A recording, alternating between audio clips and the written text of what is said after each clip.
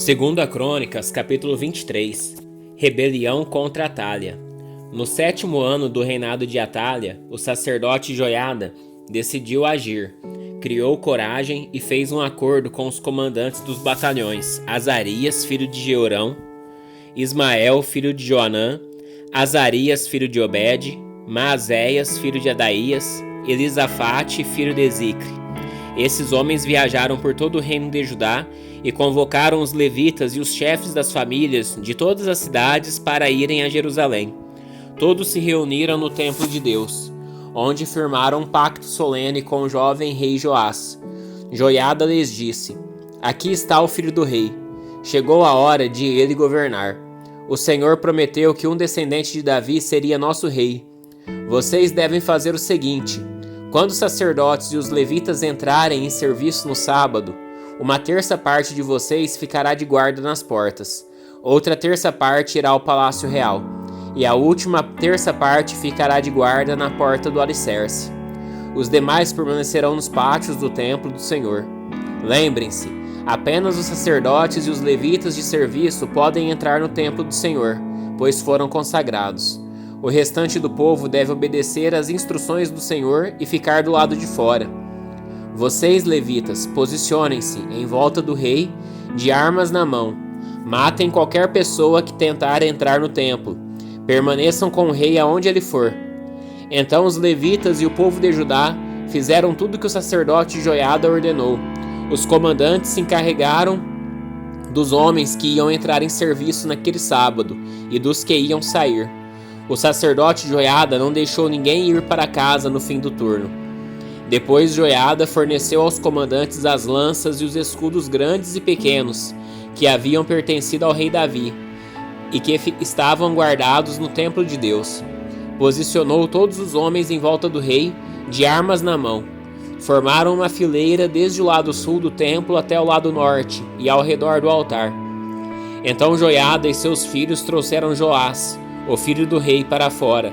Puseram a coroa em sua cabeça e lhe entregaram uma cópia da lei. Depois ungiram Joás e o proclamaram rei, e todos gritaram: "Viva o rei!" A morte de Atália. Quando Atália ouviu o barulho do povo correndo e os gritos de louvor ao rei, foi para o templo do Senhor, onde o povo estava reunido. Ao chegar, viu o rei em pé no lugar de honra, junto à coluna, na entrada do templo. Estava rodeado pelos comandantes e tocadores de trombeta, e gente de toda a terra se alegrava e tocava trombetas. Cantores com instrumentos musicais dirigiam o povo numa grande celebração. Quando Atália viu tudo isso, rasgou suas roupas e gritou: "Traição, traição!" Então o sacerdote Joiada ordenou aos comandantes encarregados das tropas: "Levem-na aos soldados que estão na frente do templo e matem qualquer pessoa que a seguir." Pois o sacerdote tinha dito: "Ela não deve ser morta dentro do templo do Senhor." Eles a prenderam e a levaram à porta dos cavalos, no terreno do palácio, e a mataram ali. As reformas religiosas de Joiada. Joiada fez uma aliança entre ele e o povo e o rei, estabelecendo que eles seriam o povo do Senhor. Todo o povo foi ao templo de Baal e o derrubou. Demoliram os altares, despedaçaram os ídolos e executaram Matã, sacerdote de Baal, em frente aos altares. Joiada encarregou os sacerdotes e os levitas de cuidarem do templo do Senhor, segundo as instruções de Davi. Ordenou que apresentassem holocaustos ao Senhor, como ordenava a lei de Moisés, com cânticos e alegria, conforme Davi tinha instruído. Também pôs guardas às portas do templo do Senhor, para que não entrasse ninguém que por algum motivo estivesse cerimonialmente impuro. Então os comandantes dos batalhões, os nobres, os governantes e todo o povo da terra escoltaram o rei para fora do templo do Senhor. Passaram pela porta superior e entraram no palácio, onde o rei se sentou no trono real.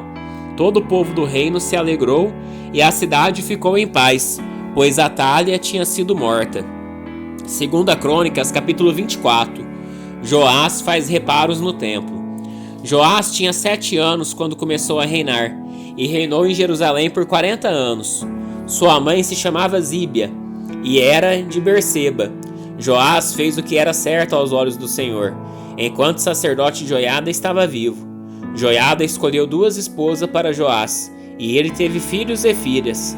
Algum tempo depois, Joás resolveu fazer reparos no templo do Senhor. Reuniu os sacerdotes e os levitas, e lhes deu as seguintes instruções: vão a todas as cidades de Judá e recolham impostos anual, para fazer os reparos no templo do Senhor. Façam isso logo. Os levitas, porém, não se apressaram. Então o rei mandou chamar o sumo sacerdote Joiada e lhe perguntou: por que você não exigiu que os levitas saíssem e recolhessem impostos que as cidades de Judá e a cidade de Jerusalém devem pagar para o templo? Moisés, servo do Senhor, estabeleceu que a comunidade de Israel pagasse esse imposto para a manutenção do tabernáculo da aliança. Ao longo dos anos, os seguidores da perversa Atália haviam arrombado o templo de Deus e usado os objetos sagrados do templo do Senhor para adorar as imagens de Baal. Por isso o rei ordenou que fizessem uma caixa grande e a colocassem do lado de fora da porta do templo do Senhor. Então foi proclamado em Judá e em Jerusalém que o povo devia trazer ao Senhor o imposto que Moisés, servo de Deus, havia requerido dos israelitas no deserto. Isso agradou todos os líderes e o povo, e eles trouxeram de bom grado suas contribuições e as colocaram na caixa até enchê-la. Sempre que a caixa ficava cheia, os levitas a levavam aos oficiais do rei. O secretário da corte e um oficial do sumo sacerdote a esvaziavam e a levavam de volta ao templo. Assim faziam diariamente e reuniam muitos recursos. O rei e Joiada entregavam valor aos supervisores da construção, que contratavam pedreiros, carpinteiros e artífices, que trabalhavam com ferro e bronze para reformar o templo do Senhor. Os homens encarregados da reforma trabalhavam com dedicação, e a obra foi progredindo. Restauraram o templo de Deus de acordo com o modelo original e o reforçaram. Quando todos os reparos foram concluídos, trouxeram o rei e Joiada os recursos que sobraram. O valor foi usado para fazer diversos objetos para o templo do Senhor, utensílios para o serviço e para os holocaustos, além de vasilhas e outros objetos de ouro e de prata. Enquanto o sacerdote Joiada viveu, os holocaustos eram oferecidos continuamente no templo do Senhor. Joiada viveu muitos anos e morreu em idade avançada, com 130 anos. Foi sepultado entre os reis da cidade de Davi, pois havia feito bem em Israel para Deus e seu templo. As reformas de Joiada são desfeitas. Depois da morte de Joiada, os líderes de Judá vieram ao rei Joás e se curvaram diante dele. E ele ouviu seus conselhos. Abandonaram o templo do Senhor, o Deus de seus antepassados, e adoraram postes de Azerá e ídolos. Por causa desse pecado, a ira de Deus veio sobre Judá e Jerusalém. Ainda assim o Senhor enviou profetas para trazê-los de volta para ele. Os profetas os advertiram, mas o povo não quis ouvir. Então o Espírito de Deus veio sobre Zacarias, filho do sacerdote Joiada. Ele se pôs em pé diante do povo e disse: isto é o que Deus diz: por que vocês desobedecem os mandamentos do Senhor, e com isso deixam de prosperar? Visto que abandonaram o Senhor, agora ele os abandonou. Então os líderes conspiraram contra Zacarias, e o rei ordenou que ele fosse morto por apedrejamento no pátio do templo do Senhor. O rei Joás não levou em conta a lealdade que Joiada, pai de Zacarias, lhe havia demonstrado, e matou seu filho. As últimas palavras de Zacarias antes de morrer foram: que o Senhor veja o que estão fazendo e vingue minha morte. O fim do reinado de Joás. Na virada do ano, o exército sírio marchou contra Joás, invadiram Judá e Jerusalém e mataram todos os líderes do povo. Enviaram para o seu rei em Damasco tudo o que haviam saqueado. Embora os sírios tivessem atacado com apenas um exército pequeno, o Senhor entregou em suas mãos o exército muito maior de Judá. O povo de Judá havia abandonado o Senhor, o Deus de seus antepassados. Por isso o juízo foi executado contra Joás. Os sírios se retiraram e deixaram Joás gravemente ferido. Seus próprios oficiais conspiraram contra ele, porque havia assassinado o filho do sacerdote Joiada, e o mataram em sua cama. Ele foi sepultado na cidade de Davi, mas não no cemitério dos reis. Os assassinos foram Josacar, filho de uma monita chamada Simeate, e Jeozabade, filho de uma moabita chamada Somer. O relato sobre os filhos de Joás e muitas profecias a respeito dele e o registro da reforma do templo de Deus estão registrados no comentário sobre o livro dos reis. Seu filho Amazias foi seu sucessor. 2 Crônicas, capítulo 25. Amazias reina em Judá. Amazias tinha 25 anos quando começou a reinar, e reinou em Jerusalém por 29 anos. Sua mãe se chamava Jeoadã, e era de Jerusalém. Amazias fez o que era certo aos olhos do Senhor, mas não de todo o coração. Quando Amazias se firmou no poder, executou os oficiais que haviam assassinado seu pai. Contudo, não matou os filhos dos assassinos, em obediência ao mandamento do Senhor registrado por Moisés no livro da lei. Os pais não serão executados por causa do pecado dos filhos, nem os filhos por causa do pecado dos pais. Aqueles que merecem morrer deverão ser executados por causa de seus próprios crimes. Amazias organizou o exército e nomeou generais e capitães para todo o Judá e para Benjamim. Fez um censo e constatou que tinha um exército de 300.000 soldados de elite, com mais de 20 anos, todos treinados no uso da espada e do escudo. Também pagou 3.500 quilos de prata para contratar 100.000 guerreiros experientes de Israel. Então um homem de Deus foi até ele e lhe disse: Ó rei, não contrate soldados de Israel, pois o Senhor não está com Israel. Ele não ajudará o povo de Efraim. Se deixar que acompanhem seus soldados na batalha, mesmo que lutem com coragem, serão derrotados pelo inimigo. Deus o derrubará, pois ele tem poder para ajudá-lo ou fazê-lo tropeçar. Amazias perguntou ao homem de Deus: E quanto à prata que paguei para contratar o exército de Israel? O homem de Deus respondeu: O Senhor pode lhe dar muito mais que isso. Então Amazias dispensou os soldados que havia contratado e os mandou de volta para Efraim. Eles ficaram furiosos com Judá e voltaram para casa indignados.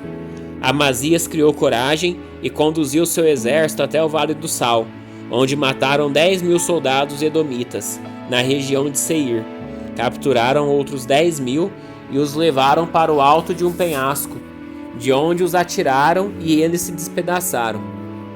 Enquanto isso, os soldados de Amazias havia contratado e depois mandado de volta, atacaram muitas cidades de Judá, entre Samaria e Bet-Orão. Mataram 3.000 pessoas e levaram grande quantidade de despojos. Quando o rei Amazias voltou da matança dos edomitas, trouxe os deuses que havia tomado do povo de Seir. Estabeleceu-os como seus próprios deuses. Prostrou-se diante deles e ofereceu-lhes sacrifício. O Senhor se irou grandemente e lhe enviou um profeta para perguntar: Por que você se volta para deuses que não foram capazes nem de salvar de suas mãos o próprio povo deles? O rei, porém, interrompeu e disse: Desde quando você é conselheiro do rei? Cale-se antes que eu mande matá-lo. O profeta parou, mas o advertiu: Sei que Deus resolveu destruí-lo, porque você fez isso, e porque não quis aceitar meu conselho. Depois de consultar seus conselheiros, Amazias, rei de Judá, enviou este desafio a Jeoás, filho de Joacás e neto de Jeú, rei de Israel: Venha enfrentar-me numa batalha. Mas Jeoás, rei de Israel, respondeu a Amazias, rei de Judá, com a seguinte história: Nos montes do Líbano, o espinheiro enviou esta mensagem ao poderoso cedro: Dê sua filha em casamento ao meu filho. No entanto, um animal selvagem do Líbano veio, pisoteou o espinheiro e o esmagou. Você diz: derrotei Edom, e está muito orgulhoso disso, mas meu conselho é que fique em casa. Por que causar problemas que só trarão desgraças sobre você e o povo de Judá? Amazias, porém, se recusou a ouvir, pois Deus havia resolvido destruí-lo, por ter se voltado para os deuses de Edom. Então Jeoás, rei de Israel, mobilizou seu exército contra Amazias, rei de Judá. Os dois exércitos se enfrentaram em Bet-Semes, em Judá. O exército de Judá foi derrotado pelo exército de Israel, e os soldados fugiram para casa. Jeoás, rei de Israel, capturou Amazias, filho de Jeoás e neto de Acasias, em Bet-Semes. Trouxe-o para Jerusalém, onde destruiu 180 metros do muro da cidade, desde a porta de Efraim até a porta da esquina. Levou embora todo o ouro, toda a prata e todos os utensílios do templo, guardados por Obed-edom. Também levou os tesouros do palácio real e fez reféns. Depois voltou para Samaria. Amazias, filho de Joás, rei de Judá, viveu ainda mais 15 anos depois da morte de Jeoás, filho de Jeoacás, rei de Israel. Os demais acontecimentos do reinado de Amazias, do início ao fim, estão registrados no livro dos reis de Judá e de Israel. Depois que Amazias se afastou do Senhor, houve uma conspiração contra ele em Jerusalém, e ele fugiu para Laquis. Seus inimigos, porém, mandaram assassinos atrás dele e o mataram ali. Seu corpo foi trazido de volta para Jerusalém num cavalo, e ele foi sepultado com seus antepassados na cidade de Davi. Segundo a Crônicas, capítulo 26, Uzias governa em Judá. Todo o povo de Judá proclamou Uzias, de 16 anos, rei, como sucessor de seu pai Amazias. Depois que seu pai morreu e se reuniu a seus antepassados, Uzias construiu a cidade de Elate e a recuperou para Judá. Uzias tinha 16 anos, quando começou a reinar, e reinou em Jerusalém por 52 anos. Sua mãe se chamava Jecolias e era de Jerusalém. Fez o que era certo aos olhos do Senhor, como seu pai Amazias. Uzias buscou a Deus durante a vida de Zacarias, que o ensinou a temer a Deus. Enquanto o rei buscou a direção do Senhor, Deus lhe deu êxito. Uzias declarou guerra contra os filisteus e derrubou os muros de Gate, Jabne e Asdod. Ele construiu novas cidades na região de Asdod e em outras partes da Filístia. Deus o ajudou nas guerras contra os filisteus, nas batalhas contra os árabes de Gur e nas guerras contra os meunitas. Os meunitas lhe pagavam tributo anual, e sua fama se espalhou até o Egito, pois ele havia se tornado muito poderoso. Uzias construiu torres fortificadas em Jerusalém, junto à porta da esquina, à porta do vale e no canto do muro. Também construiu fortalezas no deserto e cavou muitas cisternas, pois tinha grandes rebanhos nas colinas de Judá e na planície. Era um homem que amava a terra. Tinha muitos trabalhadores que cuidavam de seus campos e vinhedos, tanto nas colinas como nos vales férteis. Uzias tinha um exército de guerreiros bem treinados, prontos para irem à batalha, divididos em tropas. Esse exército havia sido convocado e organizado pelo secretário Jeiel e pelo oficial Maazéias. Estavam sob o comando de Ananias, um dos oficiais do rei. As tropas de guerreiros valentes eram comandadas por 2.600 chefes de famílias. O exército era formado por uma elite de 307.500 homens, preparados para ajudar o rei contra qualquer inimigo. Uzias providenciou para todo o exército escudos, lanças, capacetes, couraças, arcos e fundas de atirar pedras. Construiu sobre os muros de Jerusalém máquinas de guerra criadas por peritos. Elas atiravam flechas e lançavam grandes pedras das torres e dos cantos dos muros. Sua fama se espalhou até lugares distantes, pois o Senhor o ajudou extraordinariamente, e ele se tornou muito poderoso. O pecado e o castigo de Uzias. Quando Uzias se tornou poderoso, também se encheu de orgulho, o que levou à ruína. Pecou contra o Senhor seu Deus, ao entrar no santuário do templo do Senhor, para queimar incenso no altar de incenso. O sacerdote Azarias foi atrás dele, com outros 80 sacerdotes do Senhor, todos homens corajosos. Confrontaram o rei Uzias e disseram: Não cabe a você, Uzias, queimar incenso ao Senhor. Isso é tarefa somente dos sacerdotes, os descendentes de Arão, consagrados para esse trabalho. Saia do santuário, pois você pecou. O Senhor Deus não o honrará. Uzias, que segurava o incensário, ficou indignado. Enquanto ele demonstrava sua raiva contra os sacerdotes diante do altar de incenso, no templo do Senhor, apareceu lepra em sua testa. Quando viram a lepra, o sumo sacerdote Azarias e todos os outros sacerdotes o expulsaram imediatamente do templo. O próprio rei se apressou em sair dali, pois o Senhor o havia ferido. O rei Uzias ficou leproso até o dia de sua morte. Vivia isolado numa casa separada e havia sido excluído no templo do Senhor. Seu filho Jotão tomava conta do palácio e governava o povo. Os demais acontecimentos do reinado de Uzias, do início ao fim, foram registrados pelo profeta Isaías, filho de Amós. Quando Uzias morreu, foi sepultado com seus antepassados. Seu túmulo ficava num campo próximo, que pertencia aos reis, pois o povo disse, era leproso. Seu filho Jotão foi seu sucessor.